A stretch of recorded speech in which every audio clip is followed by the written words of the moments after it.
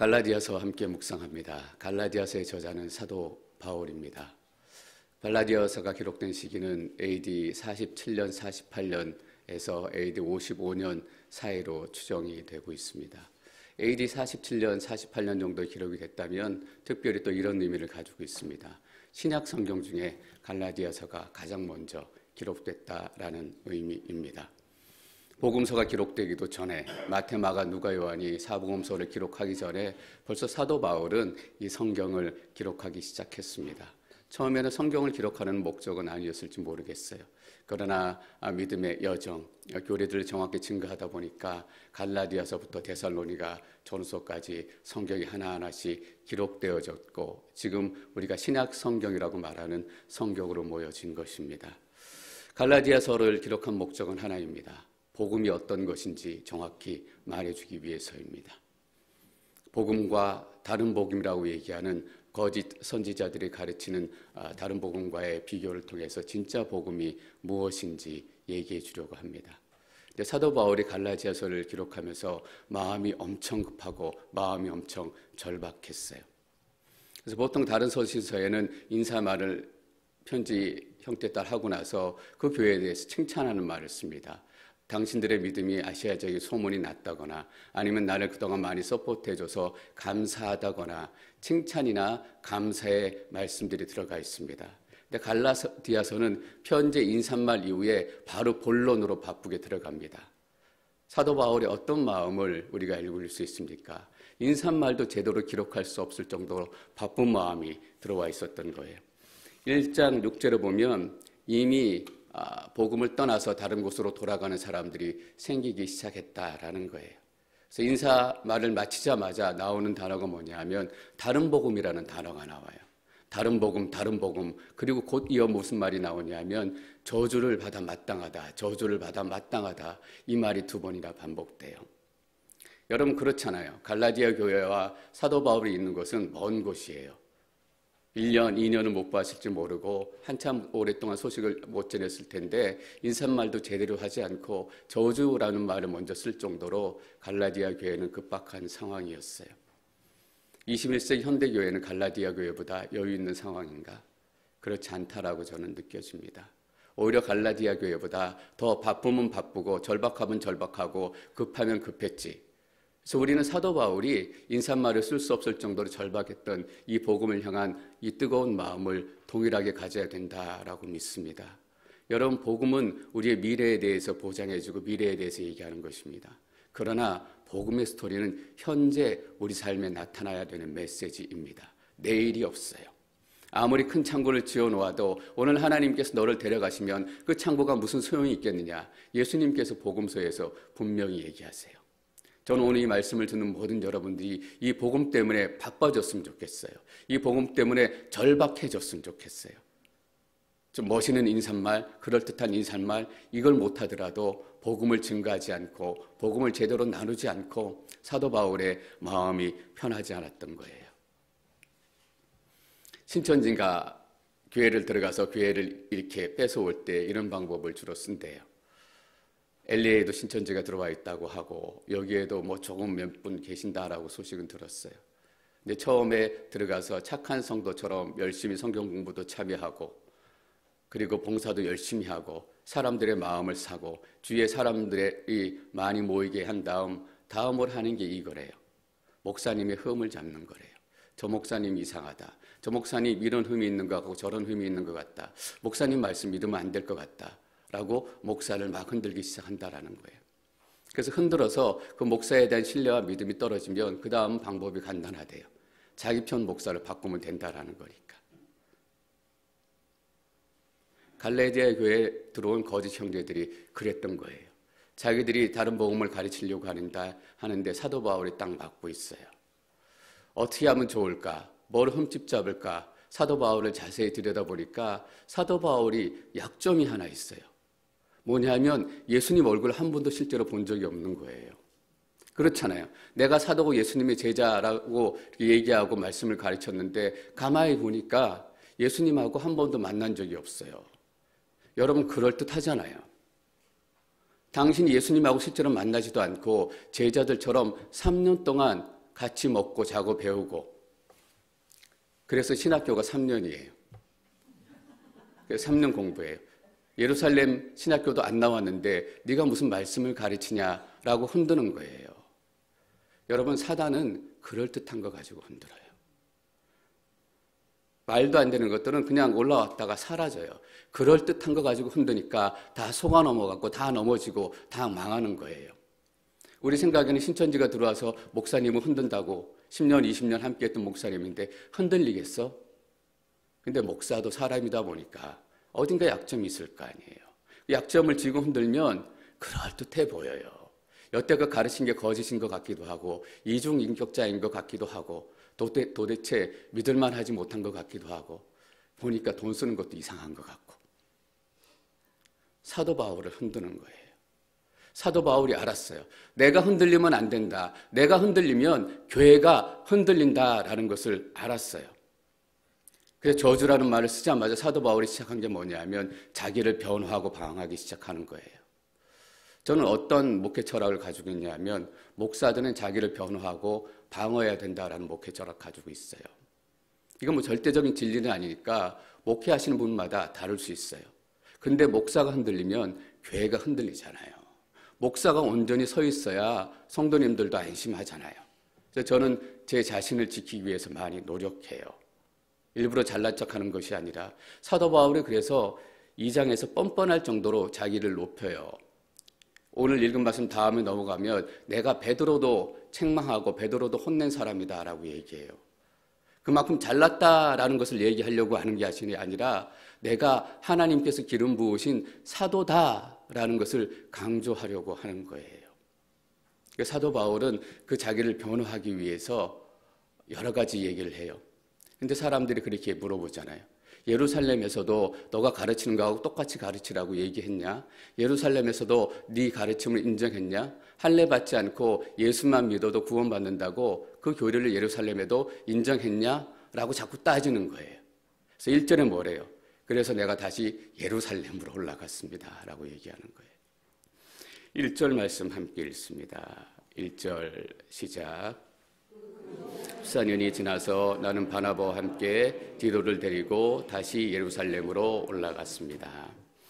오늘 사도 바울의 모습을 통해서 어떻게 교회를 지켰는가, 복음은 어떤 것인가 우리가 함께 나눌 수 있었으면 좋겠습니다. 복음은 어떤 것이냐면 우리로 하여금 위험을 감수하게 만들어요.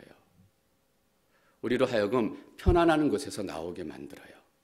예루살렘으로 갔는데 바나바와 디도와 함께 갔어요. 바나바는 같이 갈 만한 사람이에요. 사도 바울이 예수님 만나서 아라비아로 갔다가 3년이 지나서 그 예루살렘으로 왔어요. 근데 사람들이 사도 바울을 받아주지 않았습니다. 왜냐하면 사도 바울은 교회를 핍박하던 사람이다. 크리스찬을 죽이려고 했던 사람이다. 라는 소문이 너무나 쫙 나 있었기 때문이에요. 여러분 그때 옆에 누가 있었는지 아시죠? 바나바가 있었어요. 바나바가 같이 와서 아니다, 사도 바울이 진짜 예수님 만났다라고 지켜준 사람이에요. 그래서 예루살렘에 있다가 예루살렘에서도 위험에 처해 있어가지고 시실리아로 갔다가 고향 다소로 돌아가서 한참 있어요. 그러던 와중에 어떤 일이 일어났냐 하면 안디옥 교회가 창립이 되고 안디옥 교회가 부흥하기 시작하는 거예요. 안디옥 교회가 막 부흥하기 시작하니까 목회자가 필요해요. 그래서 예루살렘 교회에서 안디옥 교회에 목회자를 파송해야 되겠다. 안디옥 교회는 이방인들과 유대인들이 같이 어울려져서 만들어진 교회예요. 예루살렘 교회는 주로 유대인들로 구성된 교회라면 안디옥 교회는 이방인도 많고 유대인도 많고, 그래서 예루살렘에서 목회자를 한 명 파송하자라고 결정을 해요. 그때 예루살렘에서 안디옥으로 파송한 목회자가 누구입니까? 바나바예요. 얼마나 바나바를 믿었으면 새로 창립된 교회, 예루살렘 교회의 2호 교회 아니에요. 거기에 담임 목회자로 바나바를 파송했어요. 그때 바나바가 안디옥 교회로 가서 첫 번째로 한 일이 뭔지 아세요? 바울이 숨어있던 바울의 고향 다소로 가서 바울을 다시 데리고 와요. 바울이 얼마나 믿음에 신실하고 얼마나 헌신한 사람인지 바나바는 알고 있었기 때문에 안디옥 교회에서 공동 목회하자고 제안을 해요. 그런 사람이에요. 근데 예루살렘에 내려갈 때 이 바나바와 같은 사람을 같이 데리고 가면 훨씬 유익이 있어요. 사람들이 바나바와 함께 있는 것만 봐도 고개를 끄덕끄덕거리고 그럴만하다라고 인정을 해줘요. 근데 여러분, 디도는 아니에요. 디도는 이방인이에요. 지금 사도 바울이 예루살렘에 왜 가냐 하면 이방인 문제 때문에 첨예하게 의견이 엇갈리고 그 문제 때문에 예루살렘에서 온 이상한 사람들이 교회를 막 힘들게 해가지고 그거 진정시키러 예루살렘 가는 거예요. 그러니까 디도는 같이 데리고 가면 큰 화가 있을 수도 있어요. 왜냐하면 이방인 같이 데리고 가서 괜히 사람들의 마음 긁어놓고 사람들의 마음 불안하게 하면 화가 될 수 있어요. 실제로 3차 전도 여행 끝나고 사도 바울이 헌금을 모아서 많은 이방인 교회 대표들하고 예루살렘에 같이 갔어요. 근데 같이 갔던 이방인들 때문에 사단이 났어요.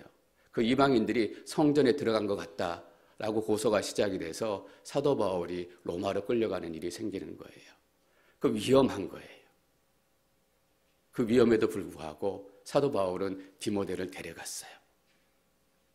이방인들도 은혜를 입었고 이방인들도 우리와 동일한 믿음을 갖고 하나님이 주신 성령의 은혜를 누리고 있다라는 것을 예루살렘 사람들에게 보여주길 원했기 때문이에요. 여러분, 그래서 복음은 위험을 감수해야 돼요. 복음은 안전지대를 벗어나야 돼요. 편하려고 했다면, 안전하려고 했다면 사도 바울은 바나바만 데리고 갔으면 됐어요. 그러나 이 교회에 이방인들에게 선포된 복음이 어떤 것인지, 은혜가 어떤 것인지 내가 확실하게 위험을 감수하고 보여주겠다라고 결단한 거예요. 완전한 용서 강의해 주셨던 R.T. 켄달 목사님이 쓰신 책 중에서 내일의 기름 부으심이라는 아주 좋은 책이 있어요. 거기에 기름 부으심에 대해서 또 언급하시는데 기름 부으심을 위해서는 안전지대에서 나와야 된대요. 안전지대, 편안한 지대, 내가 익숙한 곳에만 머물러 있으면 기름 부으심이 임할 이유가 없다라는 거예요. 왜냐하면 내가 다 익숙하기 때문에 내가 기름 부으심이 필요하지 않아요. 하나님의 도우심이 필요하지 않아요. 위험을 감수하기 위해서 내 능력으로 감당할 수 없기 때문에 하나님, 내게 능력 주십시오. 내게 성령 주십시오. 내가 그래야 이 일을 감당할 수 있습니다. 여러분 잘 기억하셔야 돼요. 내가 편한 곳에만 머물러 있으려고 하면 성령의 기름 부으심은 여러분들이 필요로 하지 않아요. 근데 뭐하러 성령의 기름 부으심이 임하겠어요? 그냥 살아가면 되는데. 사도 바울은 복음 때문에 위험을 감수하고 위험을 감내했던 거예요. 저는 저희 앵커리지 온누리 교회가 편안한 곳에 안주하는 교회 되지 않기를 원합니다. 자꾸 편해지려고 해요. 자꾸 쉬워지려고 해요. 자꾸 그냥 괜찮아지려고만 해요. 성령의 능력 절대로 안 나타나요. 우리가 편안한 것을 뛰쳐나가야 돼요. 바운더리를 깨트려야 돼요. 그래야 우리가 절실하게 하나님을 필요로 하고 성령을 필요로 한다고요. 여러분, 왜 우리가 눈물 흘리며 목소리 높이 소리 질러요? 이유는 하나예요. 하나님, 내 힘으로 안 됩니다. 내 힘으로 되면 뭐 눈물 흘리고 소리치고 고함치겠어요. 안 되니까 하나님 도와주십시오. 하나님 도와주십시오. 바울은 복음 때문에 위험을 감수하기 시작했습니다. 2절 말씀 함께 읽습니다. 2절 시작.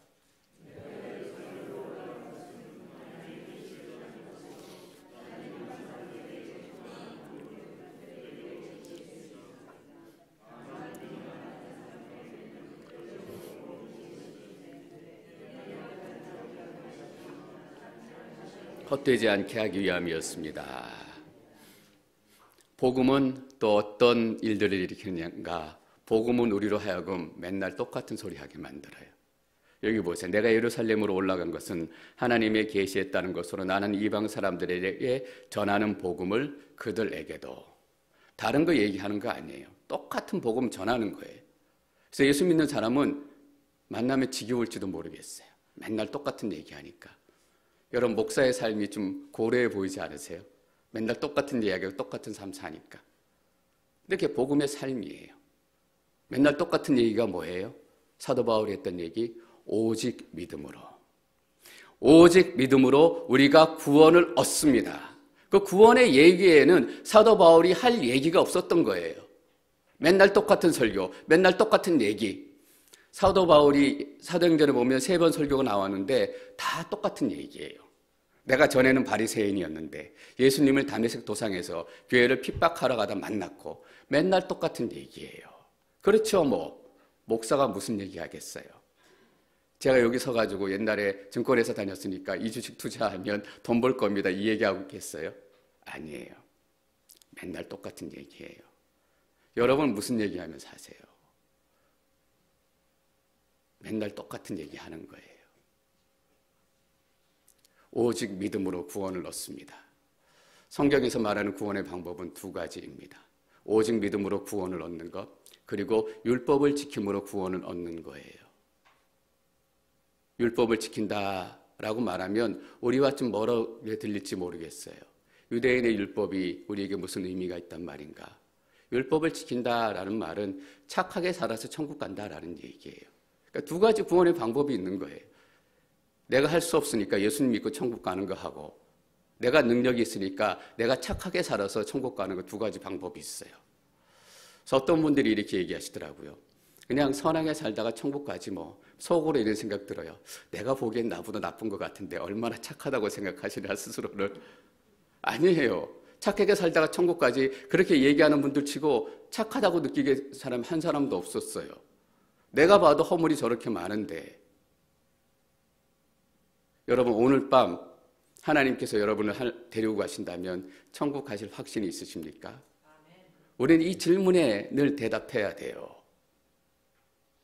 하나님께서 천국 문 앞에서 물어보세요. 너가 왜 천국에 들어가야 된다고 생각하니? 착하게 살았으니까요. 착하게 살아 천국 들어갈 수 있을 것 같아요. 그러면 하나님께서 이러실 것 같아요. 나는 너가 그렇게 착한 줄 몰랐다. 아니에요, 여러분. 착하게 사는 걸로 안 되는 거예요. 613가지의 율법이 있대요. 해야 되는 거, 하지 말아야 되는 거. 그 말은 어떤 의미냐 하면 613개 다 지켜야 된다라는 거예요. 한 개라도 틀리면 100점이 안 돼요. 100점이 안 되면 천국 못 간다라는 거예요. 그때 우리가 해야 되는 얘기가 뭐냐 하면 하나님, 제가 예수님 좀 알아요. 예수님을 믿는 거예요. 나는 죄를 지었고 나는 이루지 못했지만 예수님께서 내 죄값 치러주셨습니다. 제가 예수님 덕분에 이 문에 들어갈 수 있겠습니다. 사도 바울이 싸우고 있는 문제가 바로 그 문제예요. 오직 믿음으로, 의인은 오직 믿음으로 살리라. 갈라디아서 3장 가면 그 얘기가 또 나와요. 로마서에도 나오고. 너희가 노력해서 갈 수 없다라는 거예요. 그런데 거짓 형제들이 들어와서 하는 얘기가 뭐였냐 하면 예수도 믿어야 하고 할례도 받아야 하고, 할례 받아야 된다는 것은 무슨 의미냐 하면 유대인으로 개종해야 된다라는 거예요. 예수 믿고 유대인으로 개종하고 유대인의 율법을 지켜야 아브라함의 자손이 돼서 하나님 주신 복을 누린다라는 거예요. 그래서 3장에 가면 진짜 아브라함의 자손이 누군가 사도 바울이 또 얘기하기 시작하는 거예요. 여러분 잘 아십시오. 할례 받는다고 아브라함 자손 되는 거 아닙니다. 믿음으로 아브라함의 자손이 되는 것입니다. 할례 받는다고 구원받는다라는 것은 내가 행한 무엇으로 구원받는다라는 거예요. 내가 착한 일 많이 해서 구원받겠다라고 얘기하는 거하고 똑같아요. 맨날 똑같은 얘기하는 거예요. 복음의 사람은 맨날 똑같은 얘기한다. 그리고 복음은 우리를 뱀처럼 지혜롭게 만든다라는 거예요. 다만 유명하다는 사람들에게는 개별적으로 복음을 제시했는데 유명하다고 하는 사람들, 유명한 사람들이 아니라 유명하다고 말하는 사람들, 일컫는 사람들, 원어적인 표현이에요. 유명한 사람들이라고 얘기하지 않고 유명하다고 말하는 사람들이라고 표현한 이유가 뭘까요? 정작 나는 유명한 사람들한테 관심 없어. 나는 유명한 사람들의 인기를 쫓아서 그 사람을 쫓아간 것이 아니라 유명하다고 말하는 사람들을 왜 만났냐 하면 개별적으로 복음을 제시했대요. 어떤 사람도 유명한 사람, 일부러 싫어하는 사람들이 있어요. 난 유명한 사람 싫더라. 나는 그 사람들하고 얘기하기 싫더라. 아니면 유명한 사람들만 쫓아다니는 사람들이 있어요. 세상의 유행만 쫓아다니는 사람들이 있어요. 사도 바울은 그것 때문에 쫓아간 것이 아니라 뭐냐 하면 복음을 제시했는데 이는 내가 다름질하고 있는 것이나 다름질하는 것이 헛되지 않게 하기 위함이었습니다. 유명한 사람들이니까 영향력이 많은 사람들이에요. 아마도 베드로나 요한이나 야고보를 얘기하는 것 같아요. 이 사람들에게 혹시라도 오해가 생기면 자기가 해놓은 이방인들 안에 있는 사역들이 다 무너지는 거예요. 베드로와 요한과 야고보가 사도 바울의 교리를 반대했더라. 이방인들도 할례를 받아야 한다고 그랬더라. 그러면 사도 바울의 모든 사역, 앞으로 할 모든 사역들을 다 무너지는 거예요. 이렇게 얘기하는 분들 계세요. 나는 다른 사람 신경 안 써. 제발 다른 사람 신경 쓰시기를 부탁드립니다. 사도 바울이 다른 사람 왜 신경 쓴 거예요? 복음 때문이에요. 뱀처럼 지혜로워라. 내가 이 상황에서 나의 복음을 간절히 효과적으로 가장 파워풀하게 가장 능력 있게 전할 수 있는 방법이 무엇인가라고 사도 바울은 지혜롭게 생각한 거예요. 그냥 가서 막 전하지 복음 전하는 게 나쁘지 않아요. 그러나 막 전하는 것은 오히려 해가 될 때가 많아요. 요르단의 소엽시 선교사님이 메시지가 왔어요.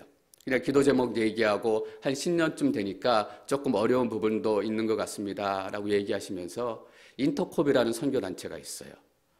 인터콥이라는 선교단체는 정말 복음을 막 전하는 선교단체예요. 나름대로는 논리와 나름대로는 그 기준이 있어요. 복음을 전하는데 목숨이 아까울 소냐, 복음을 전하는데 내가 무슨 상황과 사람 눈치 볼 소냐라고 어디 가서 복음을 막 전해요.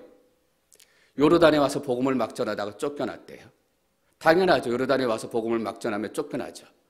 본인들은 멋있게 사역하고 쫓겨나면 끝이에요.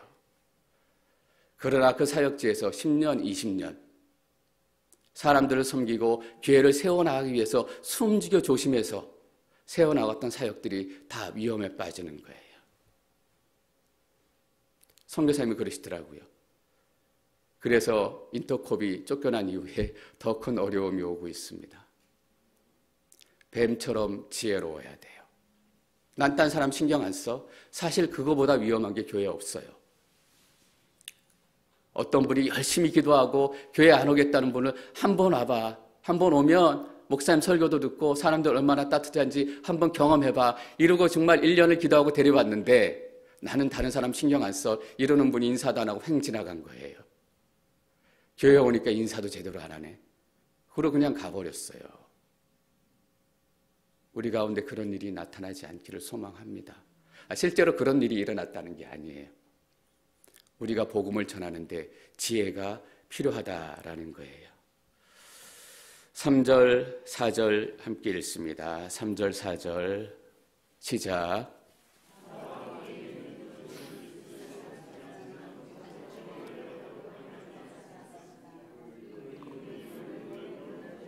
형제들 때문입니다.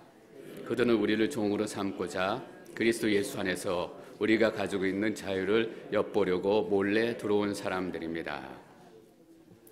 여러분 잘 기억하셔야 됩니다. 복음의 목적은 복음입니다. 우리 착각할 때 너무나 많아요. 복음의 목적이 사역이라고 착각할 때 있어요. 복음의 목적이 돈이라고 착각할 때 있어요. 복음의 목적이 이게 교회 건물이라고 착각할 때가 있어요. 몇백억짜리 건물 지으면 복음이 성공했다라고 착각해요. 여러분 잘 보십시오. 디도는 그리스 사람이었지만 억지로 할례 받도록 강요하지 않았습니다. 이방인으로 데리고 왔어요. 할례 받지 않은 사람도 하나님의 은혜를 누리고 구원의 은혜를 누리고 성령의 역사를 경험한다라는 것을 보여주기 왔는데 사람들이 예루살렘에 오니까 막 강요해요. 이방인들도 할례 받아야 된다. 사도행전 마지막에 가면 어떤 얘기가 나오냐면 사도 바울이 사도행전 예루살렘에 마지막으로 가게 돼요. 그때 예루살렘에 있는 장로들이 사도 바울을 환영하면서 이렇게 얘기해요. 사도 바울의 예루살렘에는 예수님 때문에 믿음을 얻은 사람들이 수만 명에 달합니다.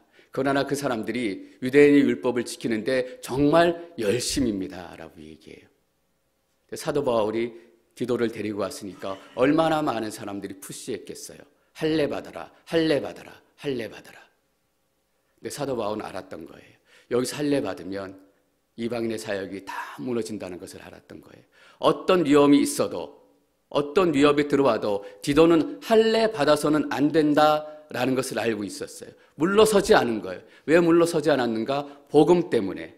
디도는 그리스 사람이었지만 억지로 할례 받도록 강요하지 않았습니다. 억지로 할례 받도록 강요한 사람들이 많았다라는 의미입니다. 그 이유는 하나예요. 몰래 들어온 거짓 형제들 때문입니다. 그들은 우리를 종으로 삼고자, 율법의 종, 행실의 종으로 삼고자 그리스도 예수 안에서 우리가 가지고 있는 자유를 엿보고 훔쳐가려고 한다라는 거예요. 여러분, 엿보임 당하지 않기를 축원합니다. 틈을 두면 엿보고 들어오는 거예요. 우린 자유를 얻은 사람이 어떤 자유냐 하면 나는 죄고 나는 때로 쓰러지고 나는 많은 죄를 범하지만 예수님 때문에 구원을 얻었다. 이 십자가의 자유를 가진 사람이에요. 사도 바울이 디도를 할례받지 못하도록 끝까지 말린 것은 복음 때문이고 교회 때문이에요. 여러분, 오늘 본문에 나오지 않지만 디모데라는 예수님의 제자가 있어요. 2차 전도여행 때 쭉 가다가 루스드라에서 디모데를 픽업해가지고 내 제자가 돼서 함께 사역을 가자라고 얘기하면서 제일 먼저 뭐 하는 줄 아세요? 할례부터 받게 해요. 디모데는 아버지는 헬라 사람이었지만 그리스 사람이었지만 어머니는 유대 사람이에요. 유대인들은 어머니가 유대인이어야 유대인이에요. 다시 말하면 디모데는 유대인이었다라는 거예요. 디모데는 할례 받게 했어요. 왠지 아세요? 유대인들에게 복음을 전하는데 방해받지 않기 위해서. 네가 같은 유대인이면서 할례 받지 않았냐? 나는 너를 거부한다. 같은 유대인으로 인정하지 않는다. 라는 얘기를 듣지 않기 위해서 디모데는 할례를 받게 했어요. 디도를 할례 받지 않게 하고 디모데를 할례 받게 한 이유가 뭐예요? 여러분, 복음 때문인 거 아셔야 돼요. 복음의 목적은 복음이에요. 우리가 이 목적을 빼앗기니까 잘 나가다가 엉뚱한 데 간다고요.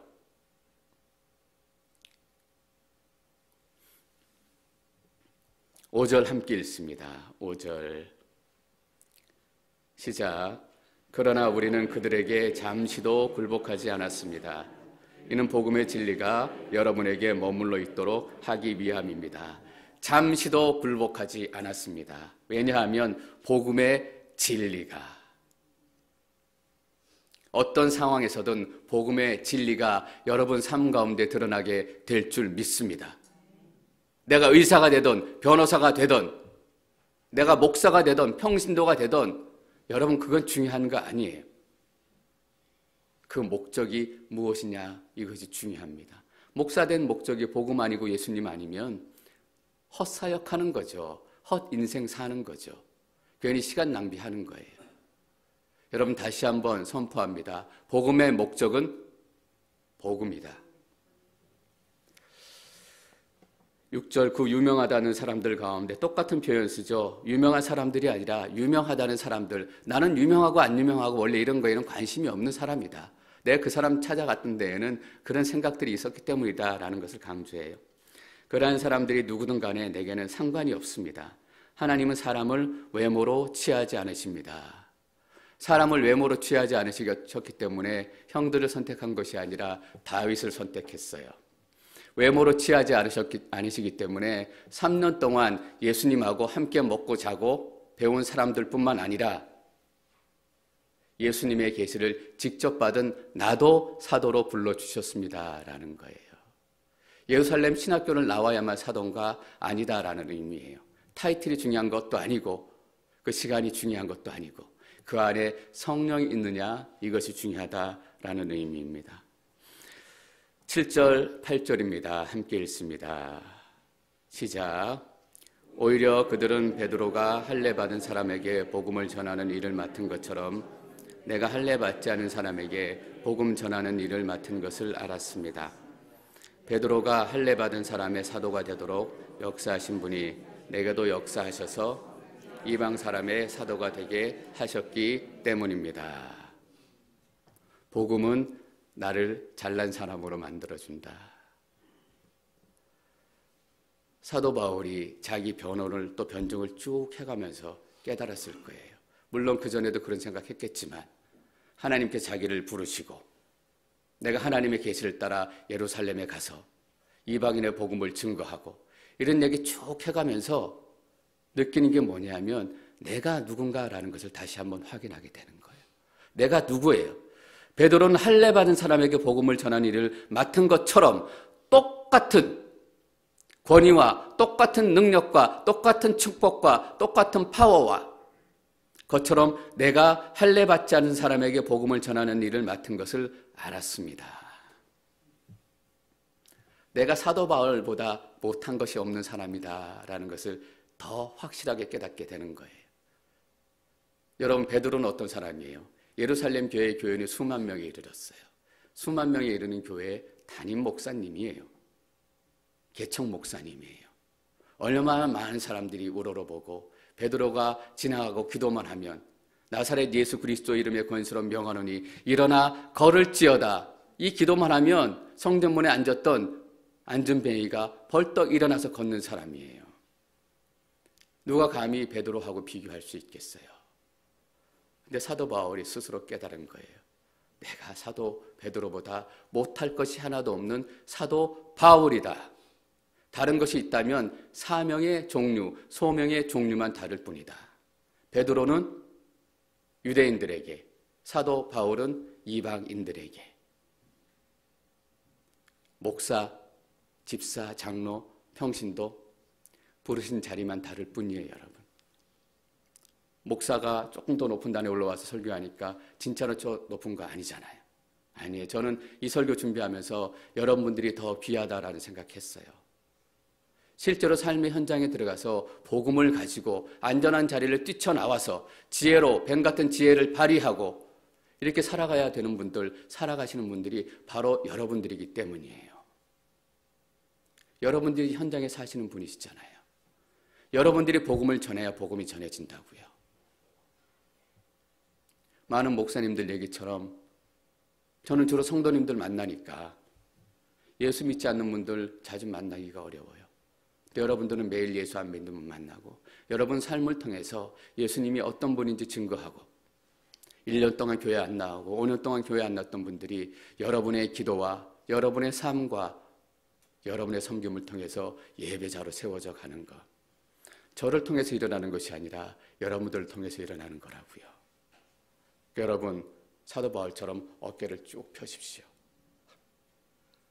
건강에도 좋대요, 허리 피면. 사람들이 사도 바울을 손가락질했잖아요. 보니까 예수님 얼굴도 실제로 한 번도 못 본 인간이네. 그런데 자기가 말씀을 가르치고 사도들이 제대로 얘기하지 않은 새로운 교리를 가르쳐. 사도 바울이 당당히 얘기하는 거. 내가 그럴 충분한 자격이 있다라고 얘기해요. 베드로가 할례 받은 사람의 사도가 되도록 역사하신 분이 하나님이 내게도 역사하셔서 이방 사람의 사도가 되게 하셨기 때문입니다. 하나님께서 우리 모두의 주인이시고 하나님께서 우리를 세우셨습니다 라는 선포입니다. 여러분, 저도 하나님께서 세우시고 여러분도 하나님께서 세우셨습니다. 여러분의 삶을 당당하게 살아가시기를 축원합니다. 여러분의 삶이 여러분의 삶을 쪼그라들지 않게 만들 것입니다. 왜냐하면 여러분 안에 계신 성령께서 여러분들에게 세임과 능력과 사도 바울과 같은 새로운 힘을 주실 것이기 때문입니다. 여러분, 복음으로 살면 이렇게 돼요. 돈으로 살려고 하면 늘 불안해요. 내 능력으로 살려고 하면 늘 쫓겨요. 늘 저 사람보다 못한 것 같아요. 그런데 복음으로 살면 당당해지고 내가 어떤 사람보다 못하지 않다라는 생각을 하게 됩니다. 9절 말씀 읽습니다. 9절 시작. 기둥같이 여김을 받는 야고보와 게바와 요한은 하나님께서 내게 주신 은혜를 인정하고 나와 바나바에게 교제 약수를 청했습니다. 우리는 이방 사람에게로, 그들은 할례 받은 사람에게로 가도록 하기 위함입니다. 예루살렘에서 인정을 받았냐? 내가 예루살렘에 갔다. 14년 전에 벌써 인정을 받았다라고 얘기합니다. 혹시나 그렇다고 해서 베드로가 사도 바울보다 높냐? 그게 아니다라는 거예요. 왜냐하면 2절에 이렇게 시작했습니다. 내가 예루살렘으로 올라간 것은 뭐 때문이라고요? 하나님의 계시 때문이었다. 어떤 의미냐면 이 일들이 다 하나님의 계획이었고 하나님의 뜻이었다라는 의미입니다. 베드로와 요한과 야고보가 같이 은혜를 인정한 것은 그들이 인정한 것이 아니라 하나님의 계획이고 하나님의 인정이었다라는 것입니다. 교회는 하나님의 인정을 받아야 합니다. 전 여러분 모두에게 이런 하나님의 인정이 시작되기를 축원합니다. 서로 인정하시고 또 하나님의 인정을 받으시고 결국 우리 앵커리지 온누리 교회가 여러분 한 분 한 분이 내가 가장 편하고 머물러 있고 싶은 그 자리를 뛰쳐나와서 위험을 감수하는 그 성령의 놀라운 기름 부으심을 경험하는 그런 교회, 그런 성도님 한 분 한 분 되시기를 축원합니다.